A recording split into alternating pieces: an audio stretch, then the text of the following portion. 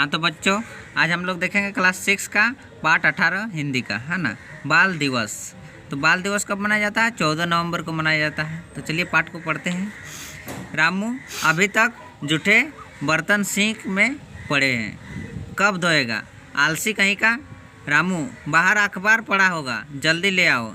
हाँ, मम्मी बोलती। रामू ने अभी तक मेरे जूते पॉलिश नहीं किए, आज मैं पक्का लेट हो जाऊंगा। मम्मी बोलती है ना। रामू ने अभी तक क्या मेरे जूते पॉलिश नहीं किए हैं, आज मैं पक्का लेट हो जाऊंगा।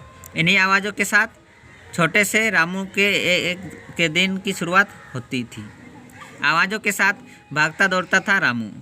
उसके पिता ने बड़े अरमानों से नाम रखा था रामेश्वर, है ना। रामू का नाम उनके पिता ने क्या रखा था? रामेश्वर। पर गरीबी के अरमान कहाँ पूरे हो पाते हैं। गरीबी नामों को भी काट छाँट कर छोटा कर देती है। रामेश्वर नाम हो तो रामू बन जाता है। कालेश्वर, कालू या कलुआ। मालिक, मालकिन और अंकित भैया देर रात तक टीवी देखते थे। देर रात मतलब 10 बजे तक, परंतु दिन भर के थके हारे रामू को तो 9 बजे से ही नींद घेरने लगती थी। वह ड्राइंग रूम में कालीन पर बैठा बैठा ही सो जाता था, है ना। ड्राइंग बना बना के क्या है, वो सो जाता था। मम्मी देखो, फिर सो गया रामू, अंकित हंसकर कहता। टीवी प्रोग्राम वह क्या समझेगा, पूरा गवार है। भैंस के आगे बीन बजाना, है ना। भैंस के आगे बीन बजाने से क्या कुछ भी नहीं होता है। ढोलक। ओह ओह हो, तुम लोग भी ना, बच्चा है, थक जाता है, मालिक कहते हैं थे। अंकित शैतानी पर उतर आता था। धीरे से रामू के बाल खींचकर जगाता था उसे, है ना। रामू का बाल खींच के क्या जगाता था। रामू हिचक उठता, है ना। सोने के बाद उसका बाल को खींचने से क्या हिचक उठता। आंखों में नींद भरे पूछता, कुछ करना है भैया? कुछ नहीं करना है, खाना खा ले और जाकर सो जा, है ना। बर्तन सुबह धो लेना जल्दी उठकर। कभी कभी मालकिन दयालु होकर कहती। रामू जैसे राहत की सांस लेता।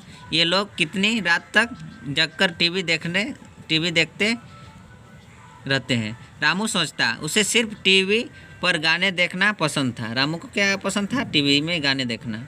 अंकित और वह गाने चलाकर खूब नाचते। हम उम्र जो थे, पर सिर्फ तभी जब मालिक और मालकिन पर घर पर नहीं सोते। 2 दिन से अंकित भैया बहुत तनाव में थे। एक कागज़ हाथ में लिए कमरे में घूम घूम कर बड़बड़ा रहे थे। कभी सिर खुजलाते तो कभी 2-3 लाइन बोलकर अटक जाते, तो फिर कागज़ देखते।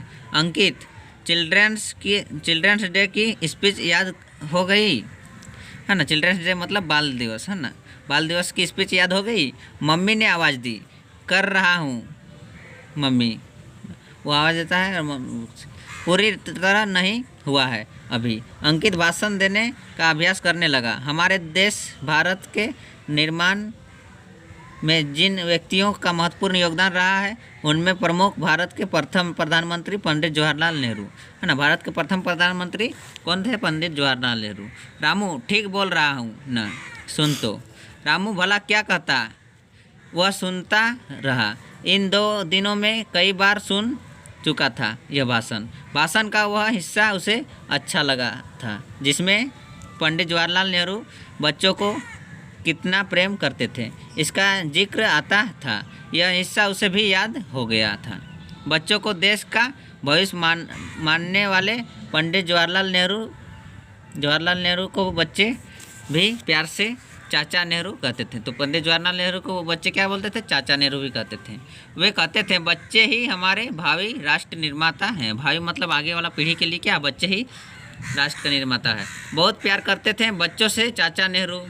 उसी दिन रामू ने कालीन पर बैठकर सोते हुए यह खूबसूरत सपना देखा था। चाचा नेहरू की तस्वीर अंकित ने उसे दिखाई थी, जो मालिक के स्टडी रूम में लगी थी। स्टडी मतलब अध्ययन रूम, जहाँ पढ़ते थे। सफ़ेद शेरवानी सफ़ेद पाजामा, सफ़ेद टोपी, सीने पर एक सुर्ख गुलाब का टका था। तस्वीर से निकलकर आए थे। बड़े प्यार से उसे जगाया था। सीने पर से गुलाब निकालकर उसे दिया था। तभी अंकित भैया ने उसे बाल खींचकर उसे जगा दिया था। मालकिन डांटती हुई कह रही थी, जा धो ले बर्तन, रोज़ रोज़ सिंक में बासी बर्तन अच्छे नहीं लगते। उन्नीदी आंखों से रामू बर्तन धोने लगा था, है ना, नींद में ही था, धोने लगा था, सोच लीजिए। आज सुबह से ही घर में कोहराम मचा था। अंकित भैया ने सारा घर सिर पर उठा रखा था। सिर पर उठा रखा मतलब बहुत उसका भार मिल गया था, है ना। आज बाल दिवस मनाया जाना था स्कूल में। आज ही उसे बाल दिवस पर भाषण देना था। अब भी कहीं कहीं अटक जा रहा था। कागज़ हाथ में लिए वह कमरे में बेचैनी से टहल रहा था। मम्मी पीछे पीछे एक हाथ में दूध का गिलास और दूसरे हाथ में ब्रेड की स्लाइड लिए भाग भाग कर खिलाती जा रही थी। हो गया बेटा, कॉन्फिडेंस रखो, याद हो गया, बस ठीक है से बोलना है। घड़ी भी तो देखो, जूते पहन लो, अब बस छूट जाएगी नहीं तो। मम्मी किचन में चली गई थी। मम्मी जूते नहीं मिल रहे थे मेरे, चीखा था अंकित। वहीं पर होंगे बेटा, रामू ने पॉलिश करके रखा होगा, है ना। रामू क्या पॉलिश करके रखा होगा, नहीं है यहाँ पर, जल्दी करो आज छूटेगी बस मेरी। अंकित रुआसा हो गया था। रुआसा मतलब रोने का टाइप का। मेरी स्पीच का क्या होगा, कहाँ मर गया रामू भी। रामू रामू, मम्मी पूरे घर में भाग रही थी, इधर से उधर उधर से इधर। रामू कहीं नहीं दिख रहा था। भागती हुई स्टडी रूम में गई तो पूरा पारा गर्म हो गया। वहाँ देखती है रामू ने अंकित के जूते पहन रखे हैं और जवाहरलाल नेहरू की तस्वीर के सामने खड़े होकर भाषण दे रहा है। पंडित जवाहरलाल नेहरू को बच्चे भी प्यार से चाचा नेहरू कहते थे।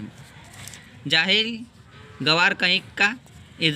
उधर अंकित ने सारा घर सिर पर उठा रखा है और ये साहब बाल दिवस का स्पीच दे रहे हैं। जूते पहनकर कड़ी फटकार पड़ी रामू को उसकी करतूत पर, है ना। बहुत उसका मम्मी क्या डांटती है फटकार। तब तक अंकित भी आ गया दरवाजे पर। साथ वाले कमरे में उसने भी सुना रामू का भाषण। रामू फपक कर रो रहा था। जल्दी जल्दी जूते पहनता है अंकित, बस छूटते छूटते बची। स्कूल में से खुशी खुशी लौटा। उसकी स्पीच अच्छी रही, शाबाशी भी मिली और इनाम भी, है ना। रामू को शाबाशी भी मिलता है और इनाम भी मिलता है। मालिक बाहर गए हैं। मालकिन अपने कमरे में लेटी है, लेकिन अंकित ने आज टीवी नहीं चलाया है। रामू इधर आ। सहमत हुआ रामू आता है। जी अंकित भैया, है ना। अंकित दिया भाषण। गलती हो गई, आपके जूते पहने थे सुबह, कोई बात नहीं, पर तूने स्पीच कैसे याद कर ली? कब याद की? आप बोलते थे वही सुन सुन कर, है ना। तो सुन सुन के कोई भी चीज़ क्या जल्दी याद होता है ना। पढ़ाई करेगा? हाँ, लेकिन मैं पढ़ाऊँगा तुझे आज से, मतलब अभी से। अंकित के स्वर में दृढ़ता थी। मालकिन अपने कमरे के दरवाजे पर आ खड़ी हुई थी। उनकी भी आंखों की कोर भीग गई थी। चाचा नेहरू की तस्वीर स्टडी रूम में मुस्कुरा रही थी। देखिए इसके बाद यहाँ दिया हुआ है सारांश में, रामू एक अनपढ़ नौकर है ना। रामू क्या अनपढ़ नौकर है। पढ़ाई करने का अवसर न मिलने के बावजूद उसने पढ़ने की जिजीविषा है। जिजीविषा मतलब जिज्ञासा है ना। कोई कोई देखिएगा कमज़ोर रहने के बावजूद भी क्या उसको बहुत पढ़ाई में जिज्ञासा रहता है। घर मालिक के पुत्र द्वारा बाल दिवस के उपलक्ष्य में विद्यालय में दिया जाने वाला भाषण वह सुनकर ही याद कर लेता है। उनकी लगन और इच्छा को देखते हुए घर के सभी सदस्यों का नज़रिया उसके प्रति बदल जाता है और उसको भी पढ़ने का अवसर मिल जाता है। थैंक यू बच्चों, थैंक यू फॉर वॉचिंग।